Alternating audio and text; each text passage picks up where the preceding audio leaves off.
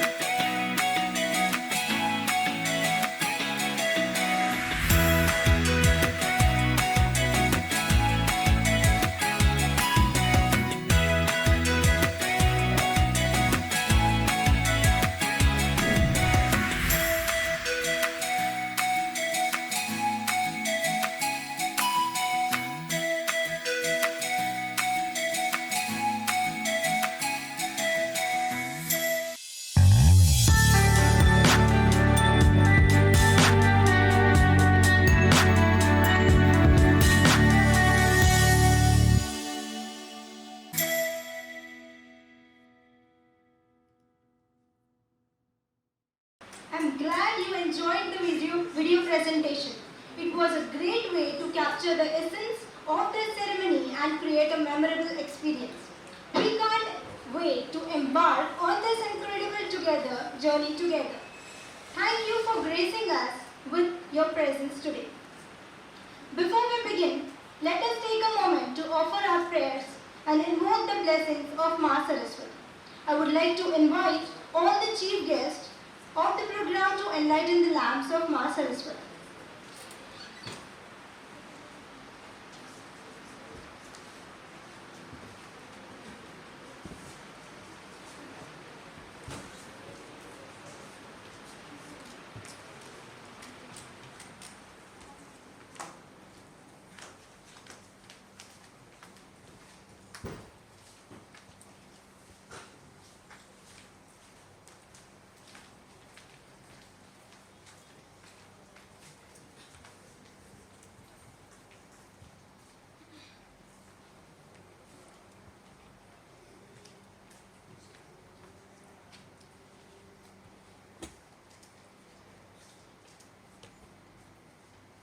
As we light the lamp, let us remember that the flame represents the illumination of the mind, the purification of the spirit, and the enlightenment of the soul. It is a source of inspiration and guidance for all of us as we navigate through the challenges of life.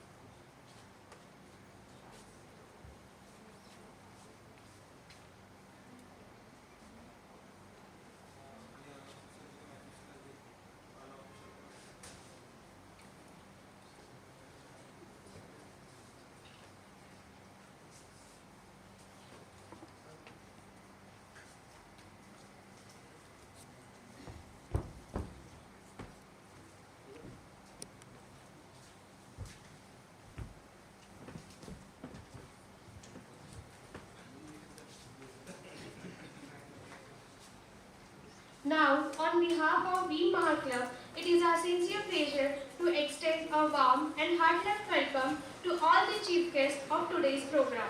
Your presence here today enriches our club's community and we are delighted to have you join us.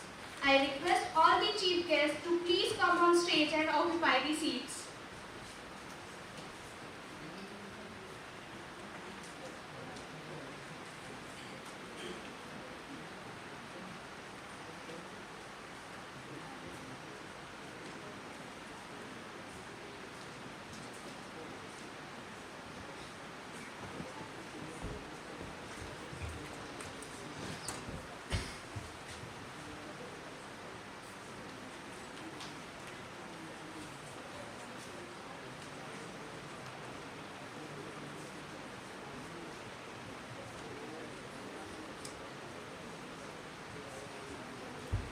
I request Powde sir to please come on the stage and occupy the seats. I request Krishna Sharma sir and Dr. Prashant Pandey sir to please come on the stage and occupy the seat.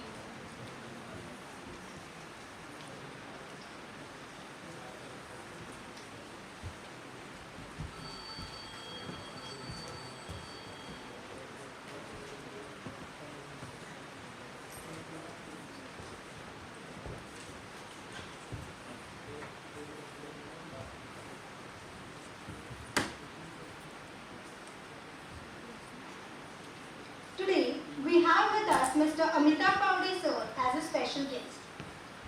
I would like to call Prashant Pandey sir to please welcome Amitabh Powde sir with a sapling in Eats magazine as a token of respect from YCC. Giving sapling is a great way to promote environmental consciousness and encourage them to plant trees. The participation of youth in Eats magazine is a crucial because it provides a platform for young voices to be heard and their ideas to be shared. It allows them to express their creativity and contribute to meaningful discussions.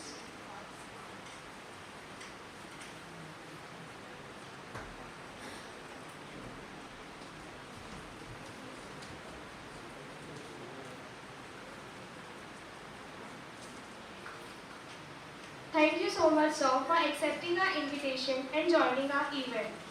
Now, I would like to welcome a well-known personality, Mr. Krishna Sharma, sir, He is the EAM Regional Officer, Vidarbha Division. I would now like to call President Ami Sheikh sir to please welcome Krishna Sharma sir with the sapling and EAMS magazine as a token of love from YCC.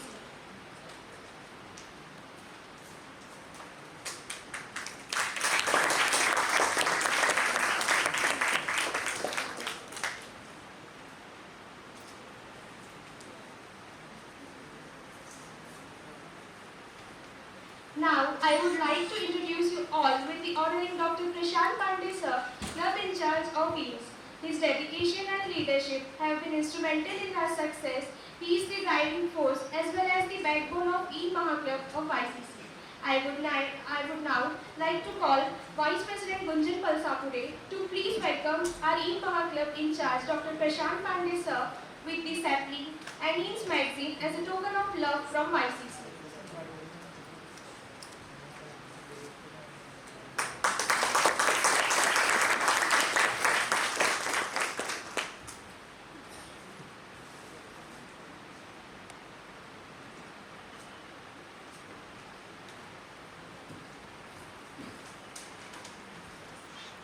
Now, I would like to call Yash Kumar Joshi to please felicitate President Mukul Nasire sir from Priyadarshini College, Hingna.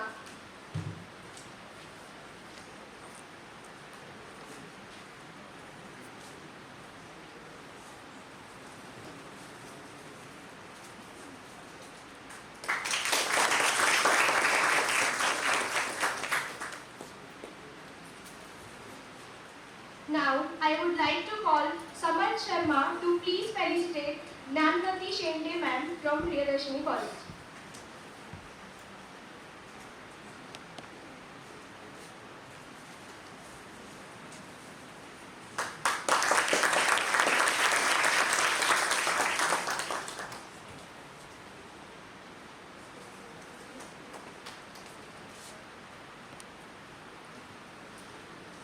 Thank you all for accepting our invitation and joining us today.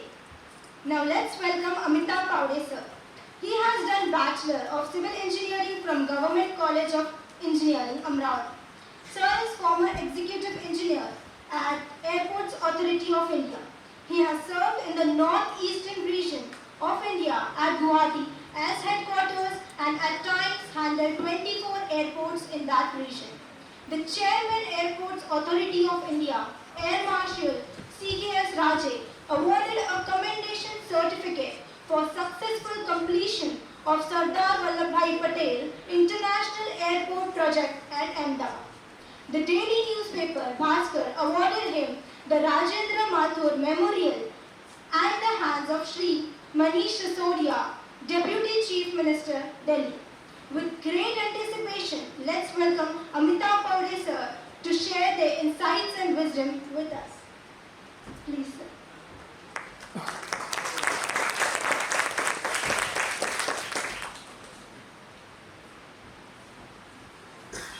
Dignitaries on the dais and my dear students.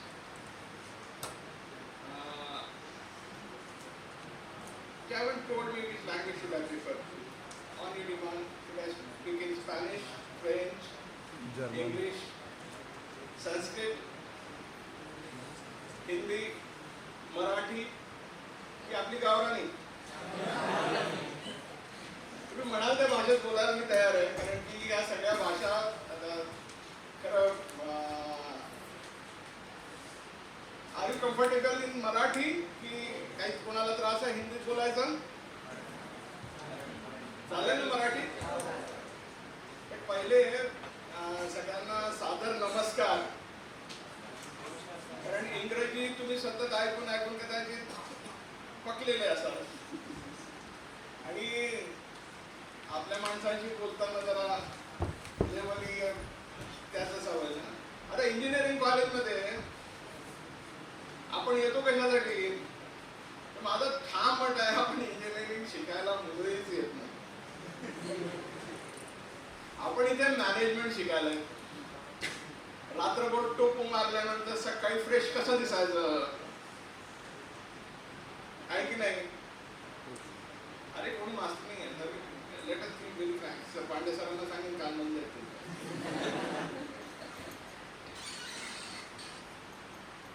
Financial management किती उत्तम येते आपल्याला. महिन्याच्या शेवटी जेव्हा 10ची note खिशात असते, त्याच्या 6 जणांना कसं चहा पाजतो आपण. See the way we are learning in the colleges. आणि अभ्यास कधी करायचा असतो हे सांगतो. जेव्हा कॉम्पिटिटिव्ह एक्झाम देतो आपण, तेव्हा 18 तास बसून अभ्यास करायचा असतो. तुम्हाला मिसगाईड करत नाही, स्वानुभवावरून सांगतो. UPSC करायचं जेव्हा ठरवलं, तेव्हा मी दुबईला होतो आणि माझे वडील म्हणायचे प्रायव्हेट सेक्टर त्यांच्यासाठी ठेकेदाराचा अड्डा. इतका लिहिला शिकला आणि ठेकेदाराकडे काम करतो. मी चांगल्या क्वालिटी कन्स्ट्रक्शन्सला काम करत होतो दुबईला, भरपूर पगार होता. आणि ते म्हणायचे की तू कॉम्पिटिटिव्ह देऊन UPSC का. ठीक आहे, तू काय इट ॲज अ चॅलेंज. 18 तास तिथे बसलो. तुम्हीही करू शकता, कठीण नाही. Just think over it. आणि हे तुम्हाला सहज करता येईल. मात्र 18 तास टेबलवरून उठायचं नाही. मी काय सगळं सांगतोय तुम्हाला, याचं कारण माझा ठाम विश्वास आहे, या देशाला जर चांगली दिशा कोणी देऊ शकतं तर या देशातले इंजिनियर्सच देऊ शकतात. आणि तुम्ही त्यातले आहात. काय नेमकं झालंय हो इंडियन इकॉनॉमीचं, नेमकं काय झालेलं आहे. आज मी तुमच्याशी संवाद साधायला आलो. त्याआधी काही डिस्क्लेमर्स असतात. परिचयकर्त्यांनी सगळं सांगितलं, हे नाही सांगितलं. मी 5.6 फुटाचा आहे, 111 किलो वजनाचा आहे, मात्र अहिंसक माणूस आहे. तुम्हाला जर बोर झालं तर टाळ्या वाजवा, मी बसून जाईल. तुम्हाला बोर करायला मुळीच चालू नाही. तो पोरगा मगाशी फोटो काढत होता, त्याला कानात सांगितलं फोटो जपवून ठेव, लहान मुलांना घाबरवायला कामी येईल. आणि दुसरी महत्वाची गोष्ट, तुमच्या मनात काही शंका असेल किंवा माझं पटलं नाही, निषेध करा, प्रोटेस्ट करा, मात्र शांत बसू नका. तुम्ही शांत बसल्यामुळे आज देशाचे काय हाल होत आहेत, काय मणिपूर जळतोय, काय नू जळतोय, हे तुमच्या शांत बसल्यामुळे आहे. हे कारण काय आहे तुम्हाला सांग.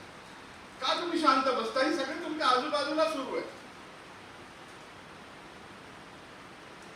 का शांत बसता तुम्ही, त्याचं कारण सांगतो मी. आठवा, तुम्ही इतके मास्तर हातात छडी, वर्गात आल्याबरोबर तुम्हाला पहिला वाक्य त्या काय सांगितलं त्यांनी, चूप बैठो. तेव्हा तुम्ही वर्गात चूप बसलात. दहशतीने मॅथमॅटिक्सच्या डिफिकल्टीज इथपर्यंत आल्या. विचारल्यात का, हिंमत होती का मॅथ्सच्या मास्तरला डिफिकल्टीज विचारायच्या. प्रामाणिकपणे hand on your heart, let us be open tell. मॅथमॅटिक्सच्या डिफिकल्टीज विचारल्यात का तुम्ही क्लिअरली की मला समजलं नाही म्हणून. तेव्हा आयुष्याची गणित आपली सुरू झाली. त्याच्यामुळे देशाची गणित चुकली. परिणाम काय झाला, आज 80 करोड 35 लाख लोकांना फुकटात धान्य वाटायला लागतं. तुम्हाला माहिती आहे काय,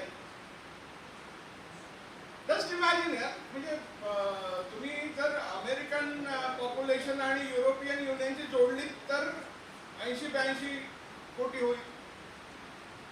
इतक्या लोकांना आपण फुकटात अन्न धान्य खाऊ घालतो का. मेहनती नाही का, नाही ते मेहनत करून उपाशी.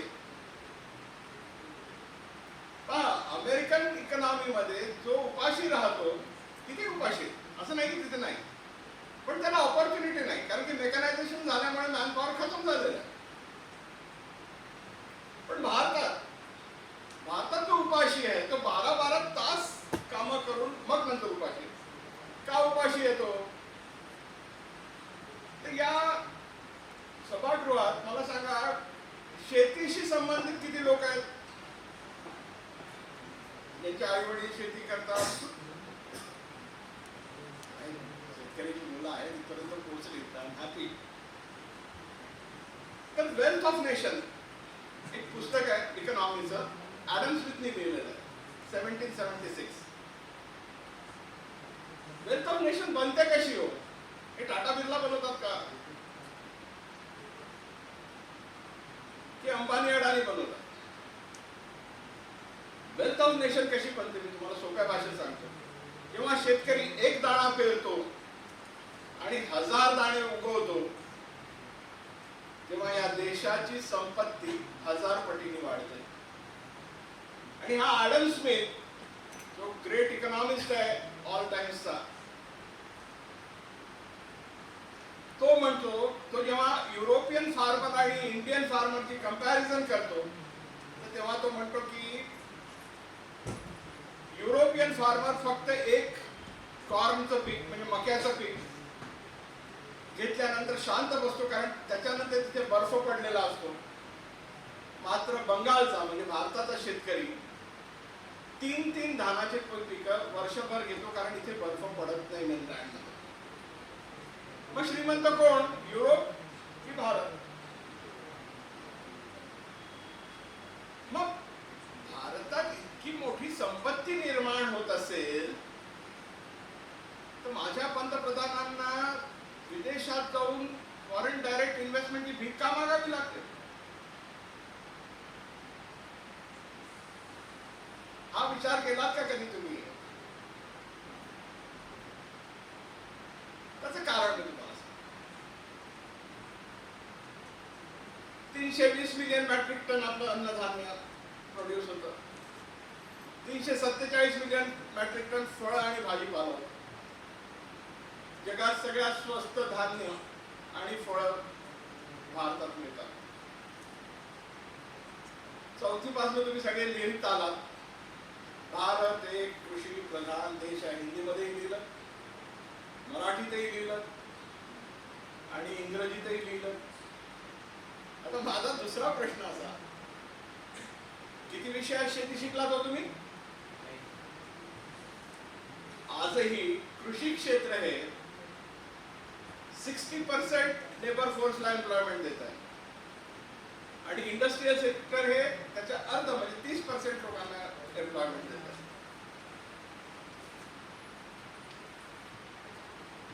मग एवढा मोठा सेक्टर आहे. वेल्थ ऑफ नेशन कृषी क्षेत्रात निर्माण होते, एम्प्लॉयमेंट कृषी क्षेत्रात निर्माण होते. या देशाची भूक भागवण्याची जबाबदारी, कारण की 145 कोटी लोकांची भूक भागवण्याची जबाबदारी कोणावर आहे? कृषी क्षेत्रावर आहे. मग तुम्हाला शिकवण्यात का नाही आलं? आणि इथे जी पोरं बसलेली आहेत त्यांना मला साधा प्रश्न विचारावा असं वाटतं की हा क्रिएटर ऑफ वेल्थ या देशाची संपत्ती निर्माण करता आज आत्महत्या जर करत असेल, आरंट वी रिस्पॉन्सिबल? कारण की तो तुमच्या ताटात रोज पोळी देतो 3दा. कधी विचार केला तो आत्महत्या का करतोय? आणि तो मेहनत करून तुम्हाला जेव घालून जगातलं सगळ्यात स्वस्त धान्य देऊन जर आत्महत्या करत असेल तर कुठेतरी आपण त्याच्याकडे दुर्लक्ष करतो आहोत. आणि हे सगळ्या 5 स्टार लाईफ म्हणजे अहमदाबाद इंटरनॅशनल एअरपोर्ट बांध, पोस्टलला जाऊन सरकारी पैशावर ट्रेनिंग कर, आम्हाला जबरदस्ती एक डिग्री मी लिहित नाही ती, आम्हाला जबरदस्तीने IIM अहमदाबादमध्ये कोंबलं होतं सरकारने MBA करण्यासाठी. त्यात माझं काही मेरिट नव्हतं, सरकारने दिलं होतं ते. त्याच्यामुळे काय आहे की या सगळ्या फॅसिलिटीज मला मिळत असताना इंजिनियर्स म्हणून तुम्हाला उद्याच मिळणार आहे मल्टीनॅशनल मध्ये. मात्र तुम्ही ज्या वेल्थवर उभे राहत आहात आज, किंवा ज्या ताटात तुम्ही जेवताय त्या शेतकऱ्याच्या घरातून तुम्हाला ते धान्य येत आहे, किंवा आजही 80 कोटी 35 लाख लोकांना जर फुकटात धान्य देणारी व्यवस्था शेती व्यवस्था असेल तर त्याच्याबद्दल आपली काय जागरूकता असावी इंजिनियर्स म्हणून? एक सोपं उदाहरण देतो. मगाशी त्या पोरांशी बोलताना मी सांगितलं की टेक्नॉलॉजिकल डेव्हलपमेंट म्हणून आम्ही शेतकऱ्यांना काय दिलं? एक 15 लाखाचा ट्रॅक्टर त्याच्यात त्याला दिला. आता माझं शेत 1/2 एकर समजा एक्झाम्पल स्मॉल होल्डिंगसाठी दे, आणि ऐन पावसाळ्यात ट्रॅक्टर चालतो का? फ्युटाईल एफर्ट्स आहे ते. आता तुम्ही जस्ट विचार करा इंजिनियर्स म्हणून आंतरप्रेन्योरशिप कुठे डेव्हलप होते. एक बजाज तुमच्या काकाच्या घराच्या मागे पडलेली आहे 250 cc ची, आणि ते आता पूर्ण वेस्ट मध्ये पडलेली, तिला कोणी घेतही नाही, पण तिथे इंजन शाप होतं. तुम्ही त्याच्यावर मेहनत करून एखादा इन्स्ट्रुमेंट बनवू शकता जे अर्धा एकर वाल्याला सहज अफोर्डेबल होईल. या पद्धतीने तुम्ही बरंच काही करू शकता. एक साधं उदाहरण मी तुम्हाला सांगतो. मगाशी पोरांना विचारलं मी, तुम्ही कोणत्या शहरात राहता? तर नागपूरमध्ये राहतो. नागपूर कशासाठी फेमस आहे? ऑरेंजेस. शेवटचा ग्लास ऑफ ऑरेंज ज्यूस कधी प्याला होता तुम्ही? थांबतो मी. शेवटचा ग्लास ऑफ ऑरेंज ज्यूस कधी प्याला होता?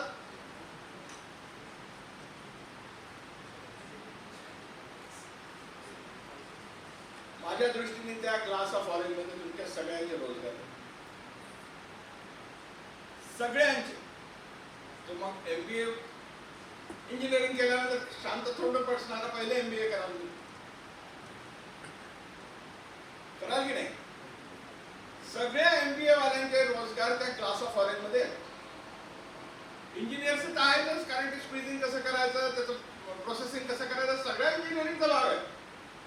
Have you ever paid attention to this? कारण सांगतो मी तुम्हाला. थोडं बेटा बोर होत असेल तर खरंच टाळावं तुम्ही बसून नाही, तुम्हाला बोर करायला मुळीच आलं नाही. I am just opening avenues to you. कारण की जॉब्सही मिळतील, आणि आता या रिसेशनच्या काळामध्ये बराबर 10,000 20,000 मोठ्या मोठ्या कंपनीज काढतायत. पण यू कॅन थिंक ओव्हर दिस. या बऱ्याचशा आहेत. जस्ट इमॅजिन करा 30-35 लाखाचं लोकसंख्या आहे नागपूरची. 3 लाख लोकांनी जरी ऑरेंज ज्यूस 10% जर रोज जर प्याले तर एका ग्लासला 4 संत्री लागतात.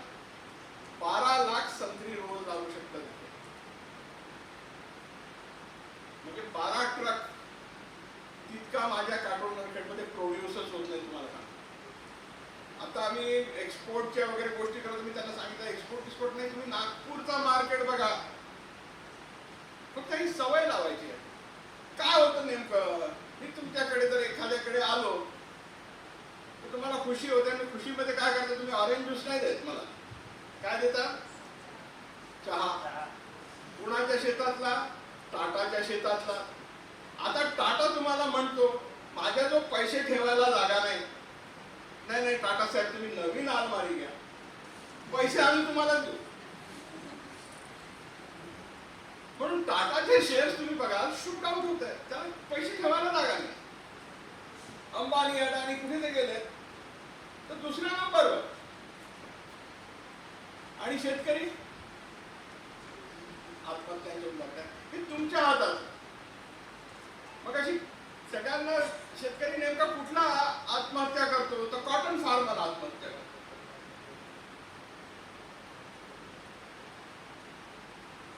एका कॉलेजमध्ये गेलो असताना तो म्हणाला की इंग्रजांच्या काळात तर नव्हते करत. म्हणजे इकॉनॉमी समजून घ्या ना तुम्ही. कारण की जो engineers are sharp at understanding economy आहे. आणि तिथे इथे शेतकऱ्यांची जी पोरं आहेत ती मोस्टली कॉटन फार्मर्सचीच पोरं असतील. या कॉटननी भारतात सगळ्यात जास्त सोनं आणलेलं आहे, आणि आजही आणतोय. उदाहरण देतो मी तुम्हाला. वेस्ट साईडच्या दुकानामध्ये शर्ट घ्यायला गेला, 2000चा एक कॉटन शर्ट, 1 किलो मध्ये 3 बसतात.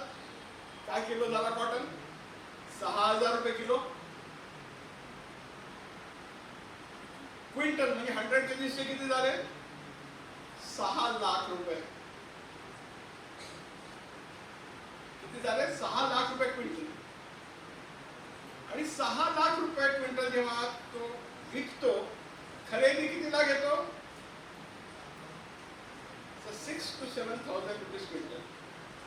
margin of profit is about 5,94,000 per quintal. का होतं हे असं? कारण सांगितलं गेलं. आणि ब्रिटिश टाइम, आता विचार करा, ब्रिटिश टाइम्स मध्ये काय होतं? सगळेजण म्हणतात ब्रिटिश टाइम मध्ये सुसाईड होतं. काय व्हायचं?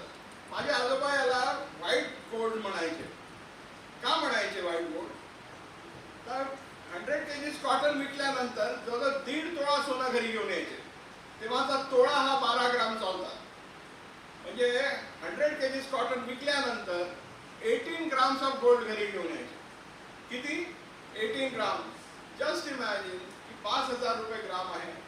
जुनात भाव होतो 90,000 रुपीज पर क्विंटल दिला जातो. आता 90,000 ची जी वस्तू आज जर ब्रिटिश असते इथे तर त्यांनी 90,000 रुपीज कॉटनला भाव दिला असता. आता 90,000 ची वस्तू जर तुम्ही 7,000ला देणार असाल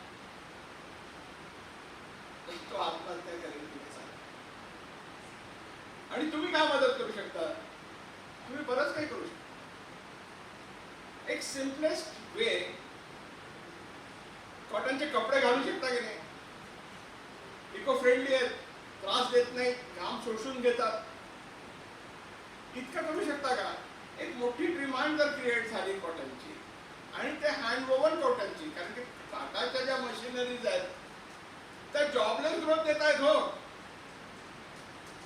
ऑटोमायझेशन तुम्हीच लोकांनी केलेलं आहे, दुसऱ्यांनी कोणी केलेलं नाही. तुम्ही स्वतःच्या पायात होत आहात त्याच्यात.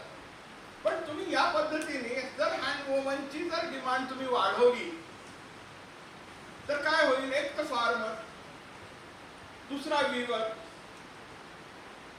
या सगळ्यांना रोजगार मिळेल. आणि रोजगार मिळाला तर काय होईल? त्यांच्या जो कॅपिटल जनरेट होईल, पुंजी जनरेट होईल. आणि ही पुंजी घेऊन ते बाजारात जेव्हा निघतील तेव्हा पहिले इंजिनिअरिंग गुड्सची डिमांड करतील. चायनामध्ये ही रिव्होल्युशन झालेली आहे. तुम्ही बघतात आज चायना कुठल्या स्टेजला.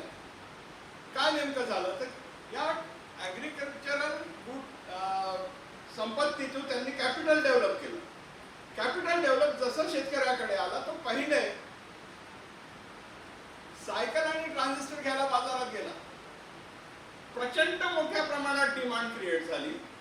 त्याच्यामुळे इंजिनिअरिंग कॉलेजेस, ITIs आणि फॅक्टरीज डेव्हलप झाल्या. आणि आपल्या इथे नेमकं काय झालं?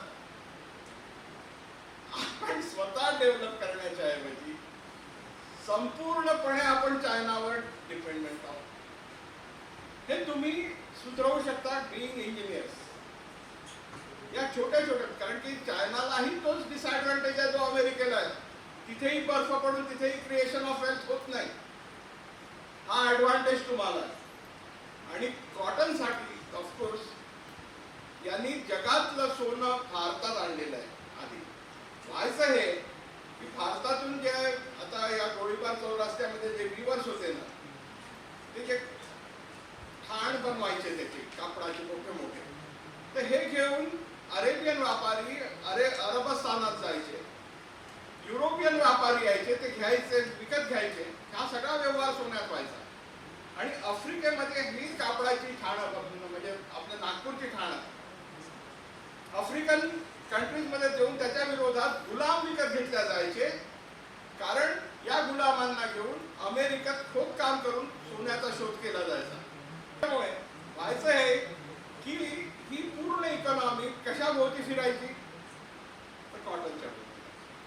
हे लक्षात आल्याबरोबर इंग्रज गेल्यानंतर इथल्या इंग्रजांनी ताबा घेतला आणि संपूर्ण कंट्रोल केला. आणि शेतकऱ्याला इतकं तंग केलं की 90 वरून 7,000, 90,000 देत होता तरीही आपले आजोबा म्हणायचे की नाही, इंग्रज अन्याय करतो, याला हाकला.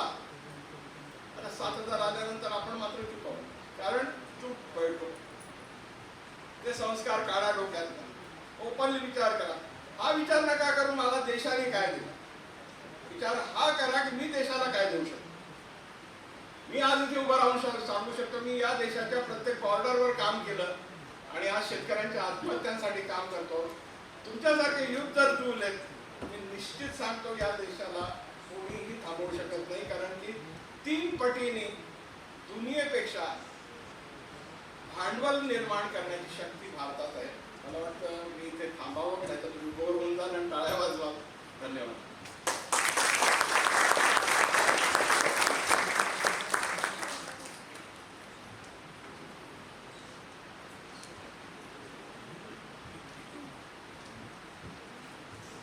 खूप खूप धन्यवाद sir.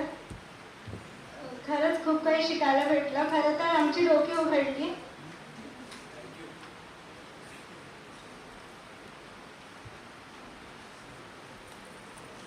Now I would like to invite Krishna Sharma sir to please share their views about EAN, what actually EAN is, and guide us for the future, because we are believing that we will be the leaders for the future. And for that, Krishna sir will guide us. Please sir. खूप खूप धन्यवाद.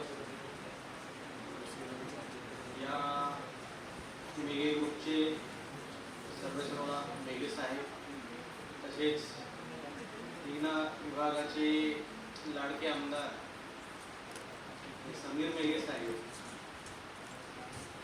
त्यांच्या प्रिमायसेसमध्ये आम्ही जे कार्यक्रम आज घेतोय आणि हा कार्यक्रम ज्यांच्यामुळे घडून येतोय, ज्यांच्या परवानगीने कॉलेजच्या प्रिमायसेसमध्ये आपण एक पान सुद्धा हलवू शकत नाही, म्हणजे कॉलेजचे प्राचार्य वाघे सर, स्टुडंट लीड फॅकल्टीचे मुंशी सर, आणि तसेच बल्ब लागण्यासाठी जी ऊर्जा लागते त्याला मराठी गावंढळ भाषेमध्ये करंट म्हणतात. ते करंट तुमच्यामध्ये आणि या मेळाव्यामध्ये आणि क्लबमध्ये जे भरणार आहे, या महाक्लबचे इन्चार्ज प्रशांत पांडे सर, आणि हा कार्यक्रम ज्यांच्यामुळे इथे आपण आज पहिला कार्यक्रम यंग इन्स्पिरेटर्स नेटवर्कचा माझ्या कार्यकाळामधला आपण पहिला कार्यक्रम आहे तो YCC मध्ये घेतोय, ते EAN क्लबमधले खरे शिलेदार. खरे शिलेदार मी सर्वांचे नावं घेणार नाही, याचं मतलब असं नाही की त्यांचे नाव मला माहिती नाही, आणि नावं याच्यासाठी घेणार नाही की एखाद्याचं नाव चुकीचं झालं किंवा नाव विसरलो एखाद्याचं, त्याचा इगो समोर येऊन माझ्यावरती 4 टोमणे पडतील, कमेंट लाईक मला इंस्टाग्रामवर कुठं देणार नाही, इथलं तर सोडा. आजच्या कार्यक्रमाला जे सन्माननीय पाहुणे जे आपल्याला लाभले होते, खरंच आपण अगोदरपासून ऐकलं की व्हाईट गोल्ड, कापसाला पांढरं सोनं म्हणायचे, त्याची आज कॉन्सेप्ट माझ्या जसं याचं पहिलं डोकं खुललं होतं तर माझी कॉन्सेप्ट क्लिअर झाली. माझ्याकडे 25 एकर शेती आहे, पण मला आतापर्यंत गोल्ड आणि व्हाईट गोल्डचा कॉन्सेप्ट कधी कळायला नव्हती, आज कळाली. म्हणजे एवढ्या वर्ष मी 25 एकर शेती असून मी कधी विचार केला नाही, तर माझ्या 20 मिनिटाच्या सरांच्या सेशनमध्ये मला ते कळालं. खरंच त्यांचे मी सुद्धा या कार्यक्रमामध्ये स्वागत करतो आणि आभार व्यक्त करतो. मुळात काय आहे, आज मला थोडं गडबड होते आणि अंबाझरीचं तिथून रोड फुटल्यानंतर पट्टू पळाले, पण रोड तसाच राहिला. पंतप्रधान बाहेर देशामधून कृषीप्रधान देशासाठी जीवन काहीतरी मागतायत, सरांच्याच याच्यातून मी आपण ऐकलं आता. मुळात आपला हा जो विषय आहे, सरांनी जसं बोलले की आपण आपल्या पायावर कुऱ्हाडी मारतोय, आपण स्वतःच काहीतरी नवीन पेटेंट तयार करतोय ॲज अ इंजिनियर म्हणून, ॲज अ काहीतरी आपलं स्ट्रक्चर बनवायचं म्हणून, आणि आपला जो रोजगार हा आपण हिरावून घेतोय. खरं ती उद्याच्या काळाची, आजच्या काळाची म्हणणार नाही, उद्याच्या काळाची गरज आहे ते विचार करण्याची. आजच्या काळाची गरज तर सरांनी तुम्हाला कॉन्सेप्ट समजून सांगितली. मी म्हणत नाही की सगळेजण शेताकडे जा, पण शेतकऱ्यांसाठी काहीतरी करा, उठा जागेवर आहे ते कॉन्सेप्ट तशा प्रकारची. या कार्यक्रमामध्ये उपस्थित सर्व विद्यार्थी मित्र जे आवर्जून काही झोपीमध्ये, काही फ्रेश मूडने, काही नुकतेच आणि खूप वेळापासून इथं आलेल्या सर्वांचे मी आभार व्यक्त करतो. आणि माझ्या कार्यक्रमामध्ये आज जो कार्यक्रमाचं मुख्य शीर्षक आणि प्रास्ताविक introduction of EAN, what is EAN, आणि याचा कार्यक्रम घेण्याचा मुख्य उद्देश काय होता आणि कशासाठी आपण हे कार्यक्रम राबवतो याच्यावरती मी येतो. विद्यार्थी मित्रांनो, मागच्या वेळेस आपण स्वतः सगळेजण होतात बहुतेक त्या कार्यक्रमामध्ये. मी परत एकदा आपल्याला सांगतो की सकाळ माध्यम समूहाचा हा जो एक मोठा व्यासपीठ आहे, तो व्यासपीठ म्हणजे कोणत्याही मीडियाकडे आता सध्याला अवेलेबल नाही आहे, पुढं भविष्यामध्ये होईल. त्यांना खूप शुभेच्छा. ज्यांच्याकडे सुरू आहे त्यांना सुद्धा शुभेच्छा, आणि ज्यांच्याकडे काही नाही त्यांना खूप खूप शुभेच्छा. हा जो उपक्रम आम्ही जो सुरू केला होता 19 ऑगस्ट 2014ला पुण्याच्या हॉटेल हयातमध्ये आमिर खान यांच्या हस्ते सुरुवात केली होती. आपले ब्रँड अँबॅसेडर तेव्हा जे आमिर खान सर होते, तेव्हा फक्त 5 कॉलेज आणि 10 विद्यार्थी होते. संभाजीनगर आत्ताचं, औरंगाबाद तेव्हाचं, ते म्हणजे केडी के तिथला एक विद्यार्थी आणि रामदेव बाबाचा एक विद्यार्थी. त्यानंतर पुन्हा मुंबई आणि नांदेड, कारण मी नांदेडमध्ये होतो तेव्हा आम्ही फाउंडर मेंबर म्हणून जेव्हा काम करत होतो, आमच्या कॉलेज आमच्या शाखामधले आमचे स्वतःचे सोबतचे कलिग सुद्धा आम्हाला म्हणत होते क्या बनेगा तुम, क्या बनाएंगे तुम, कुछ भी नहीं, रिपोर्टिंग का काम है, कलम लो पेज लो चलाओ, यही अपना काम है. ही जेव्हा आम्हाला निगेटिव्हिटी जेव्हा जेव्हा लोकांनी दिली तेव्हा आमच्यामध्ये करंट भेटत गेला, आम्हाला ऊर्जा भेटत गेली. जसं की नागपूरहून मुंबईची आपण वीज निर्मिती करून इथं पाठवतो, तिथली मुंबई पूर्ण आपण नागपूरहून चालवतो, तशी आम्हाला ऊर्जा मिळत गेली. आम्ही त्या गोष्टीला निगेटिव्ह घेतलं नाही, त्या गोष्टीला कंटिन्यू पॉझिटिव्ह घेतलंय. आमचे जे मॅनेजिंग डायरेक्टर आहे श्री अभिजित पवार सर, त्यांची कॉन्सेप्ट क्लिअर होती की महाराष्ट्राच्या युवाला आपल्याला काहीतरी द्यायचं आहे, मीडियाच्या माध्यमातून त्यांना काहीतरी घडवायचं आहे, त्यांना समाज प्रबोधन आहे, त्याच्यामुळे कलागुणांना काहीतरी आपल्याला समाजापर्यंत पोहोचवायचं आहे, तेव्हाच आपला महाराष्ट्र सक्षम आणि युवकांचा देश आहे, विवेकानंदाच्या भाषेतला खरा ठरेल. त्या गोष्टीला घेऊन आम्ही सुरुवात केली. नंतर यंग इन्स्पिरेटर्स नेटवर्कची स्थापना झाली. लोगो कोणता घ्यायचा, कलर कोणता घ्यायचा, थॉट्स कोणते ठेवायचे, टॅगलाईन कोणत्या ठेवायचे, हॅशटॅग काय वापरायचं, नाव काय ठेवायचं आणि मोटिव्ह काय ठेवायचं, या गोष्टीवरती आमच्या SOP MOU सगळ्या काही मीटिंग आमचं वर्षभर चालत गेलं आणि शेवटी आम्ही सुरुवात केली की आम्हाला विद्यार्थ्यांना इन्स्पायर करायचं आहे, विद्यार्थ्यांचं नेटवर्क करायचं आहे, विद्यार्थ्याला मार्केटमध्ये डिलिव्हर करून टाकायचं आहे. विद्यार्थी पहिलीत जाईल म्हणजे प्राथमिक शिक्षण, विद्यार्थी 10वीत जाईल तो माध्यमिक शिक्षण, विद्यार्थी 11वीत आणि UG आणि PG जाईल तो म्हणजे महाविद्यालयीन शिक्षण. त्याच कॉडीला घेऊन आम्ही वर उचललं. तर पानी के ऊपर काड़ी चल रही थी, उसके ऊपर एक कीड़ा बैठा था, एक उसे अब चींटी कहिए, उसको हमने अच्छी तरह से उठाया और समाज के अंदर हमने डिलीवर कर दिया. ये टैगलाइन हमने यंग इंस्पिरेटर्स नेटवर्क के लोगों के लिए, जहाँ लोगो दिखता होगा आपको वहाँ पे इंस्पायर, नेटवर्क और डिलीवर आपको दिखता होगा. वही कॉन्सेप्ट लेके हमने 2014 में शुरुआत की थी आणि त्या 2014 ची सुरुवात आज आम्हाला 66 लाख विद्यार्थ्यांच्या समोर येऊन पोहोचवली आणि 2,500 कॉलेजच्या पुढे सुद्धा आमचं रीच आज महाराष्ट्रामध्ये झालेलं आहे. महाराष्ट्रामध्ये दररोजचे 48 ते 50 कार्यक्रम कुठे ना कुठे चालू असतात. कुठे गवगवा होतो, कुठं गवगवा होत नाही, कुठं कव्हरेज मिळते, कुठं कव्हरेज मिळत नाही, कारण की ॲज पर रूल्स तिथलं ब्रँडिंग, ॲज पर रूल्स तिथलं कव्हरेज, ॲज पर रूल्स तिथलं वेंटिलेशन डिपार्टमेंट, या सगळ्या काही गोष्टी असतात. पण कार्यक्रम घेणे आमचा उद्देश नाही, तर त्या कार्यक्रमातून महत्त्वाचं सोनं काय आहे विद्यार्थ्याला हे समजून आमचा उद्देश आहे, म्हणून आम्ही हे कार्यक्रम घेतो. हा महाक्लबचा आज कार्यक्रम आपल्याला बोलण्याचा मुख्य उद्देश होता, जो म्हणजे 4 महिन्यापासून कंटिन्यू याच्यासाठी धडपड करतोय. आज उद्या कंटिन्यू कार्यक्रम येत आहे. इन्स्टॉलेशनच्या अगोदर जर करता कोणत्या महाक्लबनं काम केलं असेल म्हणजे 2 आहेत, एक म्हणजे PCE आणि दुसरं म्हणजे तुमचं YCC.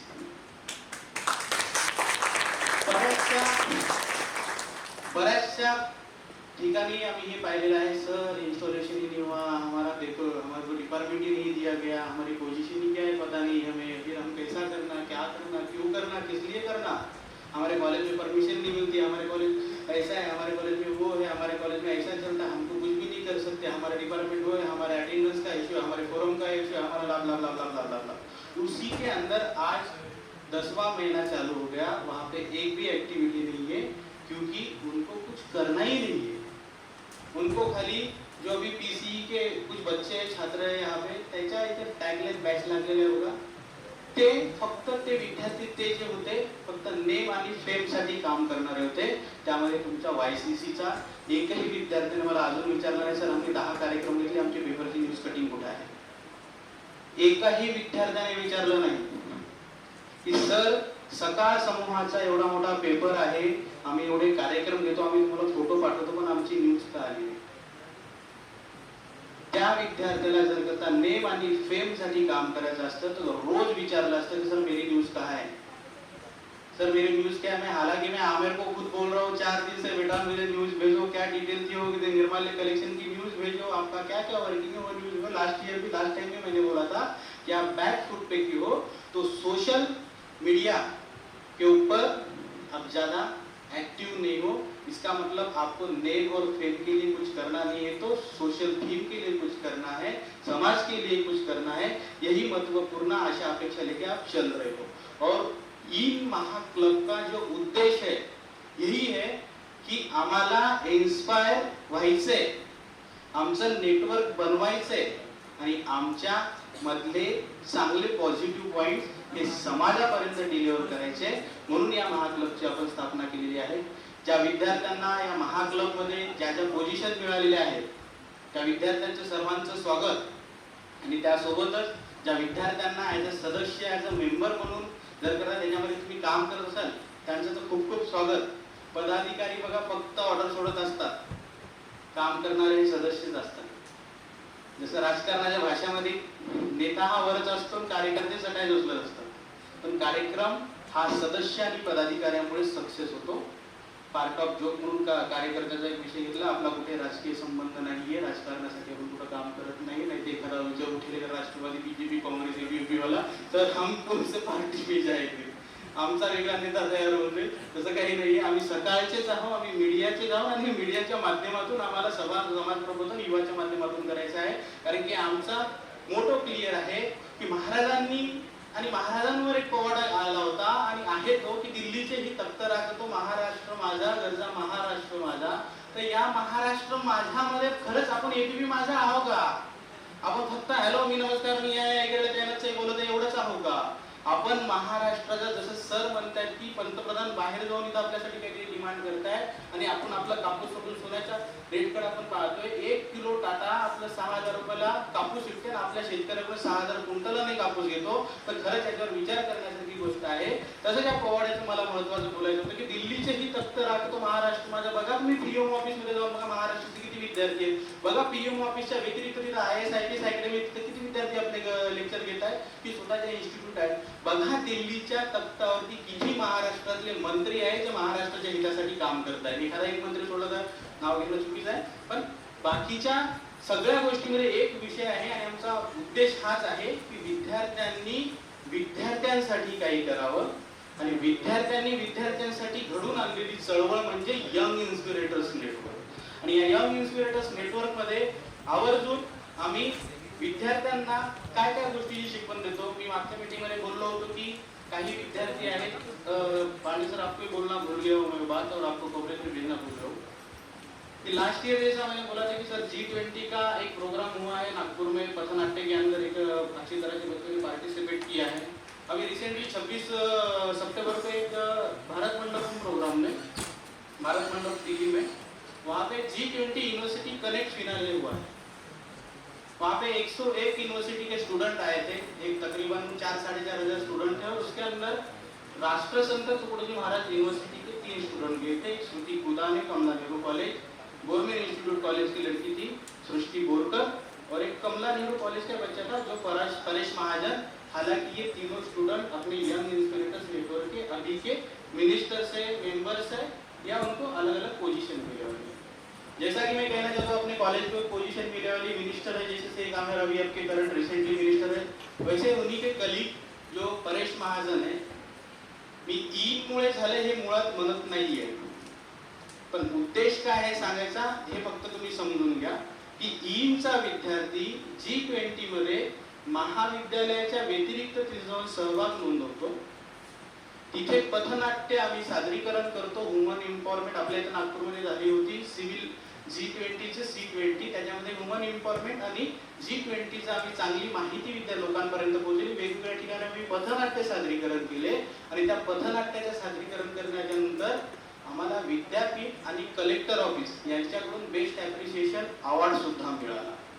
आणि त्या अवॉर्ड मिळाल्यानंतर आम्हाला त्याचं फलित काय मिळालं तर जे 25 जण पथनाट्यामध्ये होते त्यांना दिल्लीहून निमंत्रण आलं कि आपको दिल्ली में RIS डिपार्टमेंट के माध्यम से आपको बुलाया जा रहा है. श्री पंतप्रधान मोदी जी आपको सम्मान करने वाले. इथून फक्त सर काही विद्यार्थ्यांना सर्व फॅसिलिटी होत्या. फ्लाईट नाही यायचं तर फ्लाईट नाही, तुम्ही ट्रेनने यायचं ट्रेनने या, वॉलूट बसने यायचं बसने या. पण त्याच्यामध्ये फक्त 3 विद्यार्थी गेले. बरेच जणांचे प्रॉब्लेम्स असतील, काही असतील, इश्यूज असतात. त्या 3 जणांमध्ये परेश महाजन नावाचा नागपूरचा जिल्हाध्यक्ष तथा आता ईमचा महाराष्ट्र राज्याचा उच्च व तंत्र शिक्षण मंत्री परेश विजय महाजन हे तिथे 101 युनिव्हर्सिटीमध्ये टॉप 5 मध्ये पंतप्रधानाचं स्वागत करण्यासाठी त्यांची निवड झाली. विषय सांगायचे आहे की तुमच्यामध्ये क्वालिटी आहे ना तर तुम्ही कोळशामध्ये पडलेले असेल तर हिऱ्यासारखे शकता. तुमच्याकडे क्वालिटी नहीं ना, तो मैं मागच्या मीटिंग में बोल रहा कि भाई तुम क्वेश्चन पूछना चाहते हो बट दूसरे के कान में, सामने वाले खड़े आदमी को पूछना है कि तुम्हारी हिम्मत नहीं है, और जब तक तुम हिम्मत नहीं करोगे तब तक तुम्हारी कीमत नहीं होगी, और कीमत नहीं है तो तुमको मार्केट में कोई नहीं पूछेगा. बस सोन्यासारखा आपला कापूस होऊन जाईल आणि आपण जागेवर आपल्या शेतात जाऊन आपल्याला माहिती नाही. मी बार बार त्या कापसावर याच्यासाठी म्हणतो कारण मी स्वतः हँग झालो, एवढं कसं आपली सोच शकते. विषय असा आहे की ई महाक्लबच्या माध्यमातून आपण जे आज इथे प्लॅटफॉर्मवरून इन्स्टॉलेशन सेरेमनीमध्ये आपण आलेलो आहे, काही विद्यार्थ्यांना आपण बॅचेस सुद्धा वाटणार आहोत. इथे कार्यक्रमामध्ये अजून एक गेस्ट येणार होते DCP राहुल मदने सर. मी त्यांच्यासोबत हिंगणापर्यंत आलो, लोकमान्य नगरपर्यंत. नंतर परत मला इकडे यावं लागलं कारण की आज महाराष्ट्रामध्ये 3 राज्यामध्ये एक वेगळ्या घटना घडल्या, त्या घडू नये कुठे. सरकारी हॉस्पिटलमध्ये नांदेडमध्ये मृत्यू झालेत काही रुग्णांचे, घाटी रुग्णालय छत्रपती संभाजीनगर अगोदरचा औरंगाबाद त्या ठिकाणी मृत्यू झालेत, आणि नागपूरमध्ये 25 मेयोवादी मेडिकलमध्ये 25 जणांचे मृत्यू झालेले आहेत. त्यांना भावपूर्ण श्रद्धांजली. आणि त्याच कार्यक्रमामुळे CP सरांनी एकदम संवेदनशील मीटिंग आणि एकदम त्याच्यावरती तात्काळ ॲक्शन व्हावी, काय इन्क्वायरी करावी म्हणून त्यांच्या झोनमध्ये असल्यामुळे त्यांना माघारी बोलवलं. ते तिकडे गेले, मी इकडे आलो आणि अभिनव पावडे सर यांनी आपल्याला मोजक्या शब्दात मोठं मार्गदर्शन दिलं. हे दुसरे गेले. तसेच आपल्या कॉलेजचे जे वाघे सर प्रिन्सिपल सर आहेत ते काही दिवसापासून बाहेर असल्यामुळे आज आपल्याला इथे विविध त्यांच्या शेड्यूलला मीटिंग मॅनेजमेंट कमिटी सगळ्या गोष्टी आहेत. त्यानंतर मुळशी सरांचा एक विषय होता, ते आपल्याला इथे जॉईन करतीलच ग्रुपच्या तिथे. त्यासोबतच या कार्यक्रमामध्ये जे सर्वांचा जो आधारवड असतो, आधारस्तंभ असतो, जे पांडे सर, कारण की क्लबच्या माध्यमातून सरांची, माझे रेडझरी सरांनी आमच्या गोमाचे सरांची ओळख सांगितली, त्यांचं कोणतरी आर्टिकल आलं होतं त्यावेळेस. कसं असते भारतामध्ये सगळे जाळं पसरलेलं आहे, आपल्या हीची पृथ्वी पण जाळ्याचीच आहे बघा, आणि हेच जाळं आम्ही निर्माण करण्याचा प्रयत्न करतोय. आज स्वाभिमानाने अभिमानाने तुम्ही जर का नागपूरच्या इथे बसलेल्या YCC मध्ये तुम्हाला दिल्लीच्या कोणत्या कानाकोपऱ्यात काम पडलं तर तिथल्या ईच्या विद्यार्थ्याला काम केलं, कॉल लावला तर तुमचं काम होते. हे नेटवर्क ईच्या माध्यमातून तुमचं बनते. या माध्यमातून तुम्हाला समाजापर्यंत पोहोचण्याचं काम बनते. या माध्यमातून तुम्ही समाजापर्यंत पोहोचून समाजातले प्रॉब्लेम्स जाणून तुम्ही त्यांचं निवारण आपण करू शकतो. याचं कारण हे आहे की हा प्लॅटफॉर्म मीडियाचा आहे. मीडियाच्या माध्यमातून आपण काहीही करू शकतो. समाज प्रबोधनाच्या माध्यमातून समाज निर्माण करू शकतो, आणि मीडियाच्या माध्यमातून प्रत्येक प्रश्नाचे उत्तर शोधून आपण तिथं चांगली शांततापूर्व आपण कामं करू शकतो. या ई क्लबच्या माध्यमातून आपण कॉलेजच्या व्यतिरिक्त सुद्धा वेगवेगळ्या ॲक्टिव्हिटीज घेऊ शकता. आज तुमच्या कॉलेजमध्येच कुठलातरी कार्यक्रम होणार होता, तो पोस्टमध्ये अंतहीन प्रोग्राम जो होणार होता 11, 12, 13 झालेला आहे. मी त्या कार्यक्रमाला मी स्वतः त्या मॉक पार्लमेंटमध्ये मी अध्यक्षपदासाठी मला बोलवलं होतं. ओम अडबलवार की कोंडलवार याने ऑफिशियली ते नंतर भेटायला आला नाही तर तो येईलच. पण सांगायचा उद्देश काय आहे की आता आपलं समोर येऊन कला महोत्सव आहे, आणि खूप दिवसानंतर या कॉलेजमध्ये आपण एक मोठा ॲक्टिव्हिटी आज महाक्लबचा प्रोग्राम घेतला आहे. ज्यांनी या कार्यक्रमाला सक्सेस करण्यासाठी महत्त्वपूर्ण योगदान दिलेलं आहे, ज्यांनी या कार्यक्रमासाठी स्वतःचं रक्ताचं पाणी केलेलं आहे. 2 कॉलेजमध्ये मी परत आवर्जून सांगतो की मला इव्हेंट कंडक्ट करण्याचं टेन्शनच आलं नाही. एक PC आणि एक YCC. मी एका गेस्टला फक्त सरांना फक्त कॉल केला असेल, मी तुला बुके कोण आणणार, मॅगझिन कोण देणार, अँकरिंग कोण करणार, मॅनेजमेंट कोण करणार, हॉल कोणता आहे, लेटर कसं द्यायचंय, ते काहीही केलेलं नाहीये. पांडे सर आणि इथल्या महाक्लबच्या टीमने केलेलं आहे. ते खरंच तुमच्यावर शाबासकीची थाप आहे माझ्याकडे, कारण की हे तुम्ही सुद्धा केलेलं आहे. हेच कॉन्फिडन्स बिल्डअप करण्याचं काम आपण करतो. हेच कॉन्फिडन्स मधून बघा चुका होतात, आणि चुकातूनच माणूस शिकतो. आणि चुकतो कोण? जो काम करतो. आणि जर का तुम्ही काही करणारच नाही तर काही चुकणारच नाही. जसं आमच्याकडे तुषारच म्हणून मी अजून त्याचं नाव घेतो, कारण की तो करतच काही नाही, फक्त व्हिडिओ करून. तुम्ही सगळ्या काही गोष्टी आहेत तुम्हाला तुम्ही भेटतील. जिल्हा अध्यक्षच्या कोर्टीमध्ये तुम्ही मिळवतं. सोबतच आपला 11 आणि 12ला चांगल्या वगैरे माहिती आहे तुम्हाला तुषार. तर 11 आणि 12ला कला महोत्सव आहे, आणि तुमच्या इथं पण 11, 12, 13ला प्रोग्राम आहे. तर मी तुम्हाला आव्हान करतोय की कला महोत्सव मध्ये आपण आवर्जून सहभागी व्हा. काही जणांनी सहभाग नोंदवला सुद्धा असेल. मी एक गोष्ट आपल्याला विचारू इच्छितो. आपण बघा महाविद्यालयामध्ये शिकतो, एक 3 वर्ष 4 वर्ष किंवा 5 वर्ष हा काही टाइम पिरियड असतो, बरोबर. किती जणाला वाटते बाबा महाविद्यालयासाठी काहीतरी करावं, जाण्याच्या अगोदर महाविद्यालयाला काहीतरी द्यावं. आणि किती जणाला असं वाटते हे मैं आया हूँ शादी में आया हूँ खाना खाऊंगा पढ़ के चले जाऊंगा, मतलब कॉलेज में आया हूँ पढ़ूंगा एग्जाम दूंगा डिग्री लूंगा और चले जाऊंगा, प्लेसमेंट मिली तो प्लेसमेंट लेके चले जाऊंगा. उसके अलावा किसी को लगता है कि मैं कॉलेज में पढ़ रहा हूँ तो यार मैं कुछ तो भी कॉलेज को करना चाहिए, मेरे में कुछ तो भी टैलेंट है, मुझे यूनिटी बना के मुझे संगठन बना के मुझे कॉलेज को कुछ तो भी देना चाहिए. साला मेरे बैच का नाम होना चाहिए, ये बैच ये अच्छी थी, लास्ट ईयर तक अगले बारी तक 10 साल 100 साल तक आपका नाम याद रहेगा, जब तक वो कॉलेज को कुछ तो आपने दिया है वो पहचान बन के रहेगी. किती जणांना वाटतं? Very good. म्हणजे मी बोलतोय ते समजते तुम्हाला असं मला काही. तर मी ह्याच्यासाठी विचारलं, कला महोत्सव मध्ये आपल्यामध्ये असलेल्या कला गुणाला तुम्ही वाव द्या.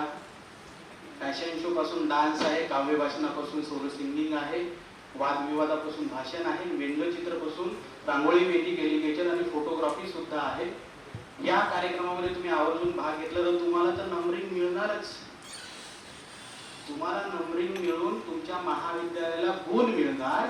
आणि जे मी तुम्हाला विचारलं की महाविद्यालयाला तुम्हाला काही द्यायचं आहे का आणि द्यायचं तुम्हाला कर्तव्य आहे असं वाटते का, महाविद्यालयाचं ऋण फेडण्याची तुम्हाला आवश्यकता आहे का, तर त्या गुणामधून महाविद्यालयाला तुम्ही जनरल ट्रॉफी देऊन महाविद्यालयाचं ऋण फेडू शकता. आणि अबाधित कालासाठी तुमच्या बॅचचं नाव त्या महाविद्यालयात तुम्ही सक्षमपणे आवर्जून प्राचार्य प्राध्यापक ट्रेझरी अध्यक्ष यांच्यापर्यंत तुमच्या बॅचचं नाव जाऊ शकते आणि महाविद्यालयात तुम्ही काय देऊ शकता. तर मी आपल्याला आव्हान करतो, 11, 12, 13 आपला कार्यक्रम जरी करता असेल तर आपण तिकडे पार्टिसिपेट करा, इकडे सुद्धा पार्टिसिपेट करा. तिकडला जो विषय आहे तो विदर्भाच्या धर्तीवरचा आहे आणि तुमच्या इथे जो अंतिम प्रोग्राम आहे तो महाविद्यालयामधल्या डिपार्टमेंट वाईज आहे. दोन्हीकडे पार्टिसिपेट करू नका असं म्हणतच नाही, दोन्हीकडे सुद्धा करा. टाइम मॅनेजमेंट, तुमचा इव्हेंट, तुमचं टाइम टेबल सर्व काही तुम्हाला मिळेल. पहिल्या दिवशी सर्व सोलो ऍक्टिव्हिटी आहेत आणि दुसऱ्या दिवशी सर्व ग्रुप ऍक्टिव्हिटी आहेत. यामध्ये तुम्ही जर का पार्टिसिपेट केलं तर तुम्हाला सहभाग प्रमाणपत्र, trophy, memento, general trophy, runner up trophy, खूप सारे ट्रॉफीज मिळणार आहेत त्याच्यामध्ये. आणि यानंतरचा जो विषय आहे तो राज्यस्तरीय आपण कला महोत्सव मुंबई किंवा पुण्याला घेणार आहोत. त्या ठिकाणी तुम्हाला सुद्धा भाग घ्यायला संधी मिळेल. जे पहिले 3 येतील त्यांना. आणि एक मी तुम्हाला हिंट देतो, 100% शाश्वती आश्वासन तर देतच नाही. या कार्यक्रमामध्ये बक्षीस वितरणाला of record unofficially Vijay Deverakonda हे सेलिब्रिटी येण्याची शक्यता आहे. येणार आहे म्हटलं नाही मी, शक्यता आहे. शब्दाने शब्द वाटतात, तर शब्दाने शक्यता आहे. तर आले तर तुमची सेल्फी होईल, आले तर तुमचं बेस्टी पण होईल, सगळ्या काही गोष्टी होतील. पण मी आव्हान करतो की तुमच्यामध्ये कला गुण असेल तर लपवून ठेवू नका आणि या कला महोत्सवामध्ये तुम्ही आवर्जून भाग घ्या. या कला महोत्सवच्या माध्यमातून, या महाक्लबच्या माध्यमातून आपण सर्वजण भेटलो. यामध्ये कोणी सहभागी होणे इच्छित असेल महाक्लबमध्ये, ते जी पदाधिकारी आहेत पांडे सर आहे त्यांना तुम्ही भेटा, क्लबमध्ये जॉईन व्हा, मध्ये जॉईन व्हा. यामध्ये जॉईन होण्याचे 2 मुख्य विषय आहेत की तुमच्यामधलं कॉन्फिडन्स बिल्डअप होईल आणि मेळाव्याच्या माध्यमातून तुम्ही समाजात चांगलं भलं कराल. या कार्यक्रमाला मला बोलण्याची संधी दिली. खरं तर वेलकम ॲड्रेसिंग होता, माझं भाषणच झालं. असं कार्यक्रमाला मला बोलू दिलं. जसे Wege sir, Waghe sir, Munshi sir, Pande sir या सर्वांचे आणि इथल्या महाक्लबच्या पदाधिकाऱ्यांचे खूप खूप धन्यवाद. पुढे आपण भविष्यात खूप चांगले कामं घेऊयात, भविष्यात खूप चांगले कामं करूयात. आपण भविष्याच्या वाटचालीत समाजाचं नक्कीच काहीतरी भलं करूयात. शेवटीला जाता जाता मी ते कोणाचे आहेत मला रिमेंबर होत नाही, ते कविता लाईनी की म्हणतात ना, उडत्या पाखराला परतीची तमा नसावी, सदैव आकाशात झेप घेण्याची जिद्द असावी. अरे घरट्याचं काय कधीही बांधता येईल, पण क्षितिजा पलीकडे जाण्याची जिद्द असावी, झेप असावी. खूप खूप धन्यवाद. Thank you so much.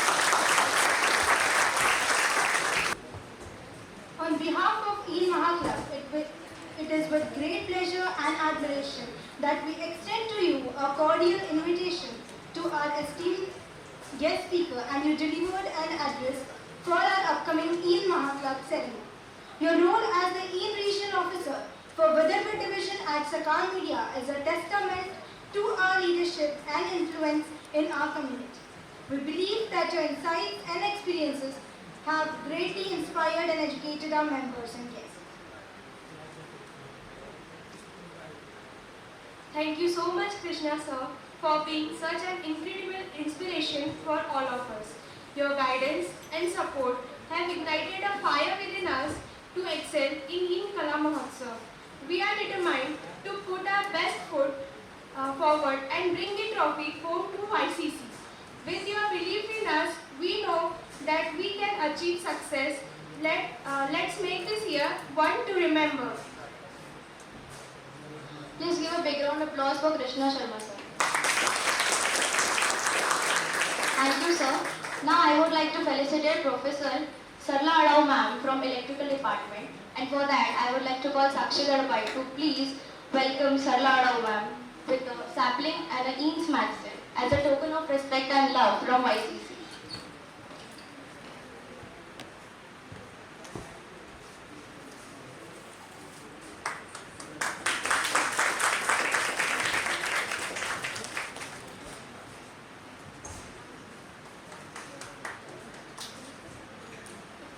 Thank you so much ma'am for joining us.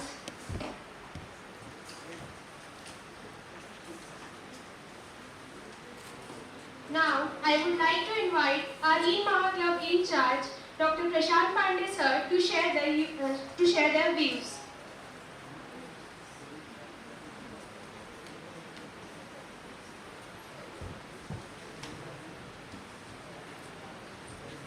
Thank you. Welcome all of you. I also like to welcome Paude sir, Krishna sir in our college for installation ceremony of EAM Club. So here also I would welcome you all. आता मी मराठीत बोलू. Lecture सारखं वाटतं मग ते. तशी माझे काही स्टुडंट्स आहे इथे ज्या माझं सध्या लेक्चर सुरू आहे 1 ते 2 ॲज पर शेड्यूल. त्यांना इथेच बोलवून घेतलं. खरं तर या इन क्लबची सुरुवात YCCमध्ये आमिर शेख यांनी केली. तो माझा लास्ट इयरला प्रोजेक्टही होता. तो अभ्यासात फारसा ॲक्टिव्ह नव्हता. त्याला कसं हँडल करायचं माझ्यासाठी एक म्हणजे ॲज अ गाईड किंवा टीचर थोडं चॅलेंज होतं. कारण एक स्टुडंट म्हणून सांगतो त्याच्याबद्दल नाही बोलत, तर ॲज अ गाईड म्हणून किंवा ॲज अ टीचर म्हणून स्टुडंट्सला सगळ्यात आधी आम्हाला ॲनालाइज करायचं असतं की हा काय करू शकतो. नाही तर गाईड म्हटलं म्हणजे नुसतं कडून काम करून घेणे हा त्याचा एक मुख्य उद्देश असतो. काम करून घेणे म्हणजे आता स्वार्थासाठी काम करून घेणे. मला जे काही टार्गेट्स आहेत, मला काही जे काही कामं आहेत ते स्टुडंट्स कडून करून घेणे असं गाईडचं एक हे असतं, ॲटिट्यूड असतं. पण मी आधीपासून तसं काही ठेवलेलं नाही. हे माझ्या आधीचे ग्रुपचे पण मुलं तुम्हाला सांगतील किंवा माझ्यासोबतचे मुलं सांगतील. त्यामुळेच आमिर शेखला मी एक आयडेंटिफाय केलं की याच्यात काहीतरी वेगळी करण्याची प्रवृत्ती आहे. तो काहीतरी वेगळ्या ॲटिट्यूडचा आहे. खरं तर ॲज अ गाईड मी त्याला खूप जास्त स्ट्रेस देऊन प्रेशराईज करून काम करून घ्यायला पाहिजे होतं. पण त्याची इच्छाच नाही त्याच्यामध्ये आणि तो जास्त त्याच्यात करू शकत नाही. तर प्रेशराईज करून त्याच्याकडून काम करून घेणे हे चुकीचं ठरते आणि त्याला कमी मार्क देणे. जे तो करू शकत नाही ते त्याच्याकडून करून घेणे आणि कमी मार्क देणे हे चुकीचं आहे एका टीचरला. तर म्हणून मी मग त्याला थोडी फ्लेक्सिबिलिटी दिली. पण त्याच्या लायकीचं काम त्याला मी याच्यात दिलं, प्रोजेक्टमध्ये दिलं आणि ते खरं त्यांनी तो त्याच्यात खरा उतरला आणि त्यांनी बाकी स्टुडंट्सपेक्षा चांगलं केलं, म्हणून मला त्याच्यावर एक कॉन्फिडन्स डेव्हलप झाला आणि त्यांनी एक काही प्रोग्राम असे काही सक्सेसफुली कंप्लीट करून केले की त्यामध्ये कोणाचीच गरज पडली नाही. त्याच्यात एक लिडरशिप क्वालिटी आहे. तर प्रत्येक स्टुडंटमध्ये एक वेगळी क्वालिटी असते. ती क्वालिटी ओळखूनच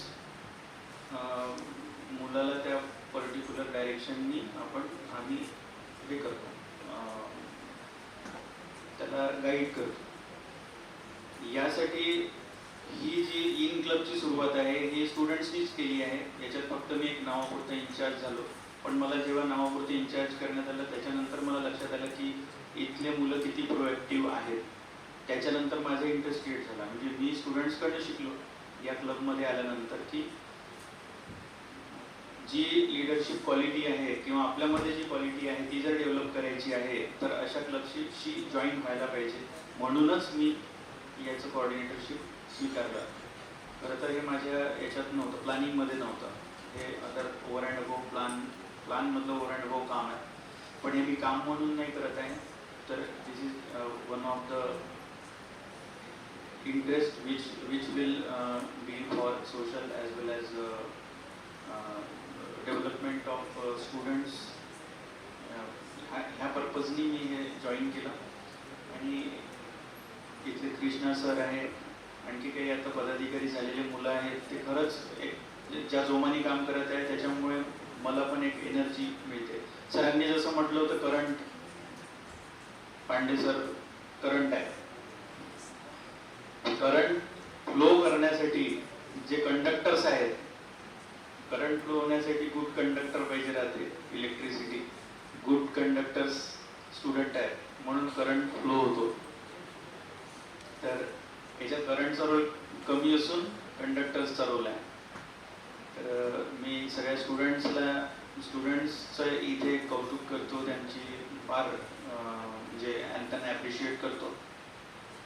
त्याचसोबत आजचे आपल्याला लाभलेले स्पीकर, त्यांनी जे आपल्याला आज ज्या एक अशा पार्टची आपल्याला जी उजळणी दिली की ज्याचा आपण विचार 20 मार्कापुरता करतो. तुम्हाला पण 20 मार्कासाठीच असेल. सिविक्स किती मार्काचं होतं? 20 मार्काचं होतं ना. आपण जो पार्ट 20 मार्कासाठी शिकतो तो पार्ट आपल्याला जीवनामध्ये किंवा प्रोफेशनल लाईफमध्ये जवळपास 70 मार्काचा असतो किंवा 80 मार्काचा असतो. उलट आहे. आणि टेक्निकली 20%. आपण शिकतो टेक्निकल 20%, 80% टेक्निकल, 20% इकॉनॉमिक्स किंवा सिव्हिक्स शिकतो.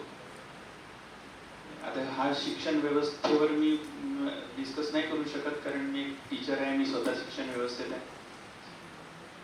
पण त्या अर्थशास्त्राला जर डेव्हलप करायचं, जर सरांनी सांगितलं की तुम्ही स्वतः त्याला चेंज करू शकता, एक अर्थशास्त्राचं नॉलेज घेऊन टेक्निकल नॉलेज त्याच्यामध्ये कसं तुम्हाला इम्प्लिमेंट करता येईल, त्याच्यासाठी आता आपल्या नवीन एज्युकेशन पॉलिसीमध्ये पण आहे प्रोव्हिजन्स. आणि एक्झिस्टिंग आपल्या इथे इन्क्युबेशन सेंटर आहे आपलं YCC, तिथे तुम्ही आपले एंटरप्रेन्योरशिप डेव्हलपमेंट करू शकता. तर त्याचं सुद्धा आपल्याजवळ प्लॅटफॉर्म आहे. जर तुम्हाला एंटरप्रेन्योर बनायचं आहे, तुम्हाला एखादे आयडिया आहे, स्टार्टअप सुरू करायचं आहे, तर तुम्ही इन्क्युबेशन सेंटरला व्हिजिट करू शकता. प्रत्येक डिपार्टमेंटला एक स्टार्टअप ऑलरेडी एस्टॅब्लिश्ड आहे. आता ते प्रायव्हेट लिमिटेड कंपनीमध्ये कन्वर्ट झालेलं आहे. जर तुमची कुठली आयडिया असेल तर तुम्ही तिथे नक्कीच तिथे इन्क्युबेट करू शकता. ती हे झाली एक्सपर्ट, म्हणजे एका पर्टिक्युलर लेवलवर आली तर तुम्ही स्वतःच काहीतरी करू शकता. या ठिकाणी जसं सरांनी सांगितलं, पण कृषीप्रधान देश आहे आणि आपल्याला त्याच्याशी रिलेटेड प्रोडक्ट्स करायचे आहेत. तर असं तुम्ही पण यामध्ये कुठलं पण प्रोडक्ट डेव्हलप करायचं झालं तर पैसे लागतात. त्याच्यासाठी कॉलेज लेवलवर 2 लाखापर्यंत सीड फंड्स अवेलेबल आहे. त्याच्यानंतर तुम्हाला लोन फॅसिलिटीज गव्हर्नमेंटकडून मिळते. तेही आपण स्टडी करत नाही किंवा पुष्कळ बिझनेसमॅन लोकांना माहिती राहत नाही. तर त्या तुम्ही आयडेंटिफाय करा. एक PM GEP म्हणून स्कीम आहे. ते 5 लाखपासून तर 10 लाखापर्यंत लोन देतात. त्याच्यामध्ये 35% सबसिडी आहे. 35% म्हणजे 15 ते 35% डिपेंड करते. जर तुम्ही गावातले असाल म्हणजे बॅकग्राऊंड तुमचं नागरिकत्व गावातलं आहे, नागपुरात सिटीमधलं नाही आहे, 35%. सिटीमधलं असेल तर थोडं कमी होते. अशा प्रकारच्या भरपूर स्कीम आहे. जर तुम्हाला त्यामध्ये जायचं असेल तर त्याला एक्सप्लोअर करा कुठल्या स्कीम आहे. कारण कॅपिटल किंवा याच्याशिवाय तुम्ही बिझनेस सुरू करू शकत नाही. तर हे झालं बिझनेस आणि याच्याशी रिलेटेड. पण इन क्लब हा जो एस्टॅब्लिश होतो आहे हा तुमचे याला लागणारे जे छोटे छोटे स्किल आहे लिडरशिप पासून तर तुमचे जे काही एंटरप्रेन्योरशिप क्वालिटीज आहे याला एक्सप्लोअर करण्यासाठी हा क्लब आहे. इथे वेगवेगळे इव्हेंट्स होत राहतात, सोशल इव्हेंट्स होत राहतात. तर यामध्ये नक्कीच तुम्ही पार्टिसिपेट करायला पाहिजे. कुठलंही काम करायचं झालं तर कॉन्टॅक्ट्स फार आवश्यक असतात. कुठला पण बिझनेस करायचा झाला, कुठे पण तुम्हाला प्रगती करायची झाली तर कुठून काय मिळेल काही सांगता येत नाही, कोण तुम्हाला काय देऊन जाईल काही सांगता येत नाही. म्हणून एक अशा क्लबशी जॉईन राहिलं तर वेगवेगळ्या लोकांशी संपर्क येतो, मोठमोठ्या बिझनेसमॅन लोकांशी संपर्क येतो, पॉलिटिकल लोकांशी संपर्क येतो. तर हे चालू ठेवलं पाहिजे. मी जरी शिक्षण क्षेत्रात आहे, माझं एक्झाम्पल सांगतो. मी जरी शिक्षण क्षेत्रात आहे पण मी फक्त मास्तर नाही आहे, टीचिंग पुरता मर्यादित नसून मी कन्सल्टंट म्हणून काम करतो, कॉलेजसाठी कन्सल्टन्सी करतो. त्यानंतर इथे स्टार्टअपमध्ये पण एक स्टार्टअप म्हणजे मी डायरेक्ट करायचा. असं पण मला वेळ मिळाला तर मी कुठल्या प्रोजेक्ट्सला व्हिजिट देतो. आणि माझा एक जो सब्जेक्ट आहे, मी जे मुलं इथे बोलवले माझे स्टुडंट्स, तर तो सब्जेक्ट इंडस्ट्री अलाइन सब्जेक्ट आहे. 50% इंडस्ट्रीचं हे आहे. तर earn and learn he policy adopt जर केली आधीपासनं तर तुम्ही आतापासूनच काहीतरी करायला सुरुवात करा. पॉकेट मनी तरी कमवायला शिका. ही जर पॉलिसी आतापासून अडॉप्ट केली तर तुम्ही नक्कीच आमच्या एजपर्यंत म्हणा किंवा 4-5 वर्षानंतर तुम्हाला पैशाचा प्रॉब्लेम राहणार नाही. पैसा आपके लिए मैटर नहीं करेगा, पैसा आपके पीछे दौड़ेगा. लेकिन अभी से पैसे कैसे कमाना वो सोचना शुरू कर दो. घर पे पैसे मांगना 20 के 1 या 2 साल के बाद बंद हो जाना चाहिए. तभी जाके आप कुछ कर पाओगे. अदरवाइज इसीलिए इस टाइप के क्लब्स, प्रोफेशनल कोर्सेस अगर मिलते हैं आपको तो ज्वाइन करना चाहिए. अब कुछ लोगों की मेंटेलिटी अलग होती है कि गवर्नमेंट सेक्टर में प्रिपेयर करना है तो वो लोग फिर थोड़ा आइसोलेटेड हो जाते हैं. तो उनके लिए वो अलग डायरेक्शन है. मैं उसमें कुछ एक्सेप्शनल केसेस रहेंगे, लेकिन अगर खुद को डेवलप करना है तो आप ऐसे इवेंट्स में रजिस्टर करिए, पार्टिसिपेट करिए. एवढं बोलून मी आपले 2 शब्द संपवितो. आणि तुम्हाला कुठलाही प्रॉब्लेम राहिला प्रोफेशनलिझम डेव्हलप करण्यासाठी, एंटरप्रेन्योरशिप डेव्हलप करण्यासाठी, स्वतःचा बिझनेस स्टार्ट करण्यासाठी किंवा या क्लबमधल्या कुठल्या इव्हेंटसाठी तुम्हाला कुठला इव्हेंट घ्यायचा असेल तर तुम्ही मला संपर्क करू शकता. ठीक आहे. मी सिव्हिल डिपार्टमेंटमध्येच माझं लॅब आहे, जिओटेक्निकल लॅब, तिथे मी बसतो. Thank you very much for attending. Thank you, sir, for your kind words. Now I welcome you all to the badge distribution event. Before we begin, let's take a moment to appreciate the hard work and determination that has brought us to this point. They have been the driving force behind our network success, guiding us through the ever-evolving landscape of youth engagement. Now, the time has come to show best upon them the badges that signify their tireless efforts and underlying spirit. I invite chief guest to please come forward and honor this extraordinary individual, that is Eid Maha Club YCC core team, with their well-deserving badges.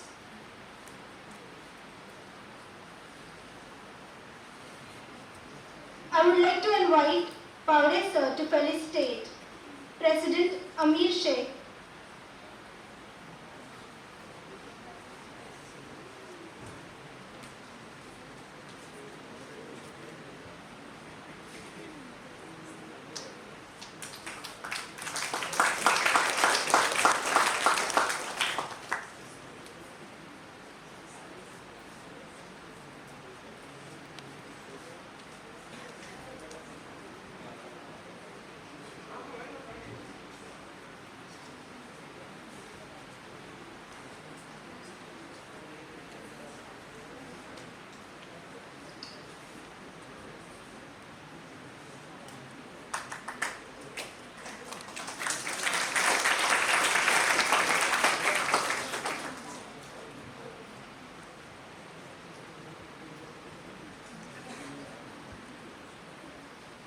Vice President Gunjan Palsapure,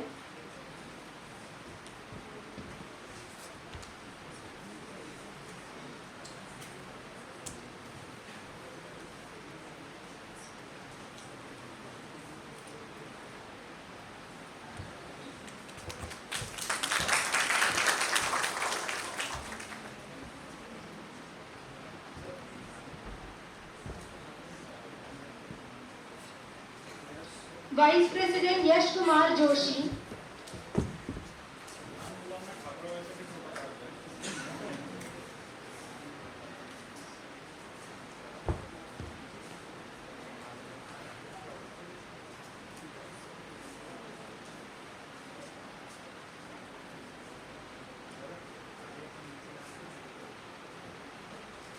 Vice President Sufyan Patel,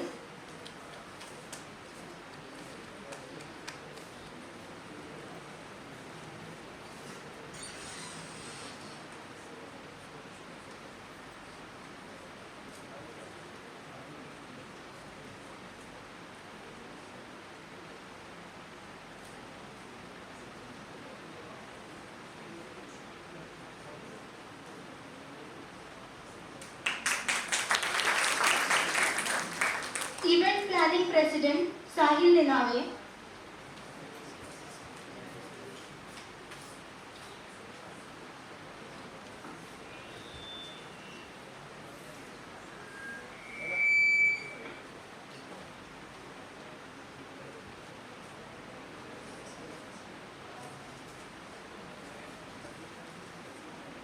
Now I request Krishna Sharma sir to please felicitate Event Management President Jay Kurzekar,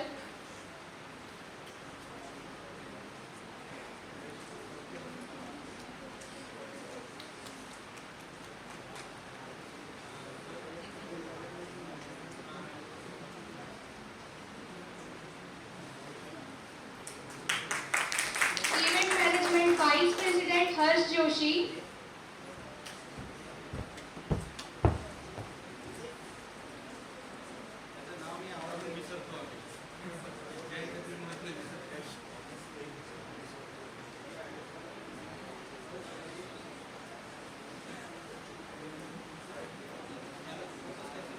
Speaker Samarth Sharma,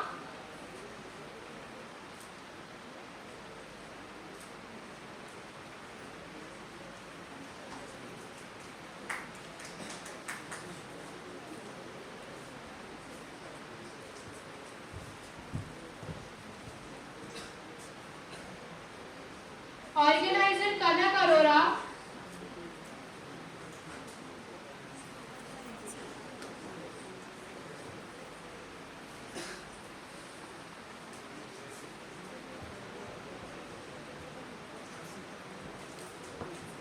Organizer Tejas Punvatkar,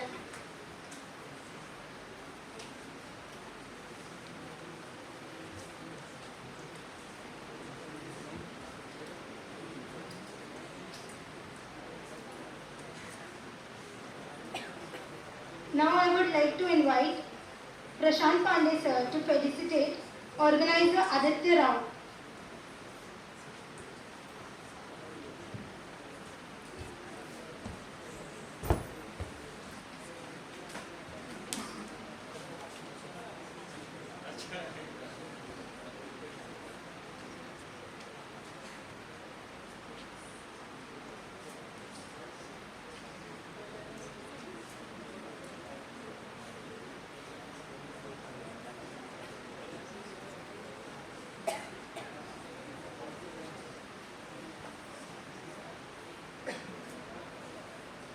Organizer Sandesh Shinde.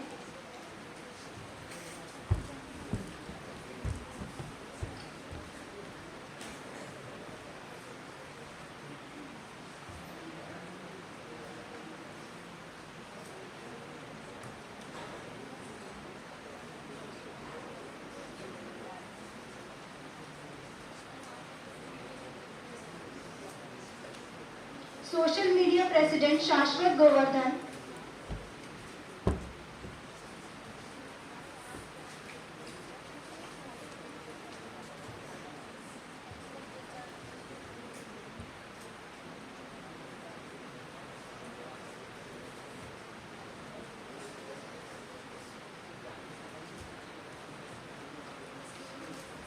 Social Media Vice President Sakshi Dirpai.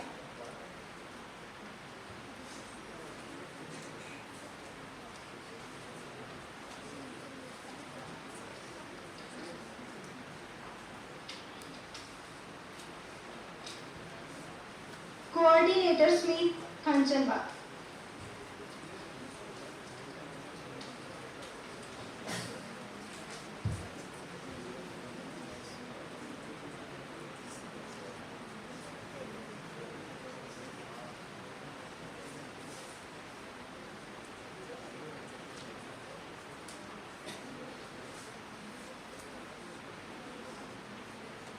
Now I would like to invite Pavde sir and Krishna sir to please felicitate our club in charge, Prashant Pandey sir.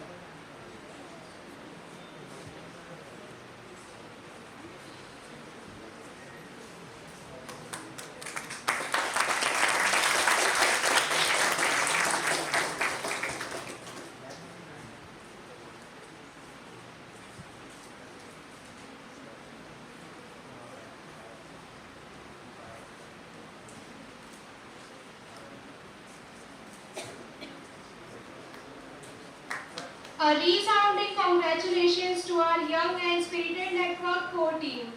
As we journey forward, let us remain united, dedicated, passionate in our mission to inspire and empower the youth. I request all the chief guests to please occupy their seats.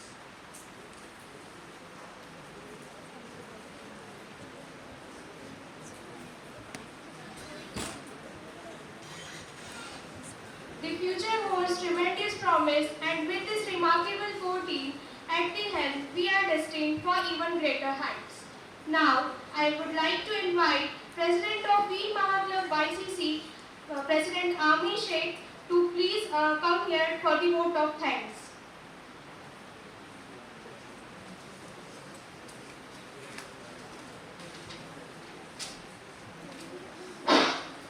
Hello.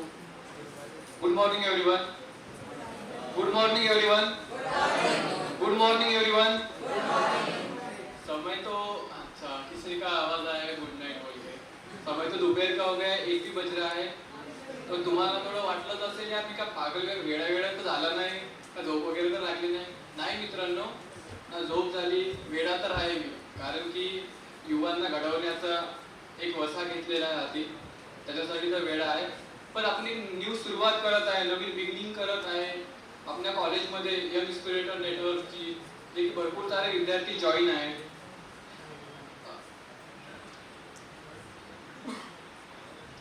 Sorry भरपूर सारे विद्यार्थी join आहे आपण वेगवेगळ्या प्रकारे प्रत्येक विद्यार्थ्यांना chance देत आहे आपला हर एक ऍक्टिव्हिटी दाखवण्यासाठी फर्स्ट ऑफ ऑल मी धन्यवाद देतो कृष्णा सरांचे प्रशांत पांडे सरांचे पावडे सरांचे ज्यांनी माझ्यावरती विश्वास दाखवून इथे इव्हेंटला आले आणि इतक्या मोठा कॉलेजची मला रिस्पॉन्सिबिलिटी दिली आणि मी त्यांचे खूप खूप धन्यवाद करतो आणि first of all Munshi sir principal sir UP doctor UP Waghe sir doctor A P Munshi sir यांना मी खूप खूप धन्यवाद करतो की त्यांनी चांगले सहकार्य केले कॉलेजच्या फॅकल्टी आल्या आमचे पीसीचे प्रेसिडेंट मुकुल नात्रे यांचे मी खूप खूप आभार मानतो आणि जेवढे इन टीमने एफर्ट घेतले त्यांना मी ग्रेट सल्यूट करतो. आणि थोडीशी माझी जर्नी सांगायला गेली तर मी कृष्णा सरांना असंच भेटलो होतो.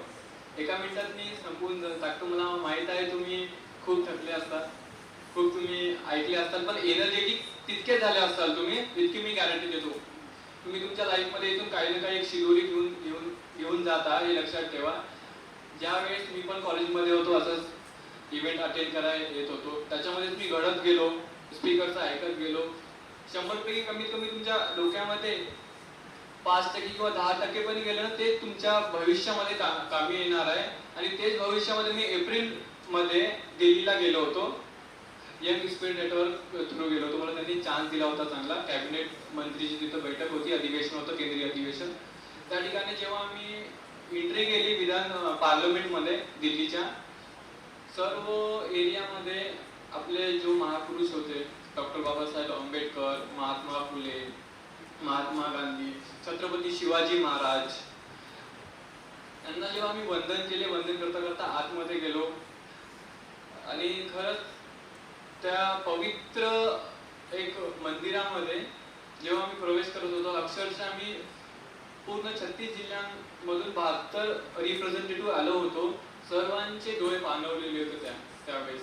सर्वांना असं वाटत होतं तर अक्षरशः की हा प्रत्येक जण तो सण बघतो यासाठी वेगवेगळ्या प्रकारचे राजकारण करतात, वेगवेगळ्या प्रकारची पॉलिटिक्स खेळतात. त्या ठिकाणी आम्ही लोक गेलो होतो, आम्ही इंदस गेलो होतो. तर त्यामध्ये वेगळाच आम्हाला एक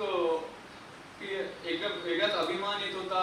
त्यावेळेस आम्हाला फील होत होतो की किती सारे अटल बिहारी वाजपेयीजींचे तिथे भाषण झाले. आम्ही सेंट्रल हॉलला गेलो, त्यावेळेस डॉक्टर APJ अब्दुल कलाम, आता हल्ला की आपले पंतप्रधान नरेंद्र मोदी यांची भाषण झाले. सर्व ते आठवत होते यांनी किती हा आपला एक अंपायर उभं केला. आपला इंडियामध्ये आता G20 होत आहे, नागपूरमध्ये झाली, गर्वाची गोष्ट आहे. आणि सर म्हणले की भरपूर सारे इव्हेंट होत आहेत, भरपूर साऱ्या इव्हेंटमध्ये पार्टिसिपेट करत पण आहे. आणि याच पार्टिसिपेट म्हणून आम्ही G20 मध्ये स्किट बसवली होती. त्याच्यामध्ये असे कुणी ना कुणी असे भरपूर सारे लोक, त्याच्यामध्ये नरेंद्र मोदीकडून इन्व्हिटेशन आलं होतं, ते दिल्लीला गेले. जे पण इथून करत आहे, घडत आहेत, कोणी पॉलिटिकल बनत आहे, कोणी एंटरप्रेन्योर बनत आहे, अशा भरपूर फील्डमध्ये हा लीडर्स बनवायचं काम यंग स्पीड नेटवर्क करत आहे. तर तुम्ही असेच तिथं या जोडलेले राहा आणि एक लीडर बना. मी तुम्हाला शुभेच्छा देतो आणि खूप खूप धन्यवाद सर्वांचे. तुम्ही आले आणि शांततेने पूर्ण कार्यक्रम अटेंड केला.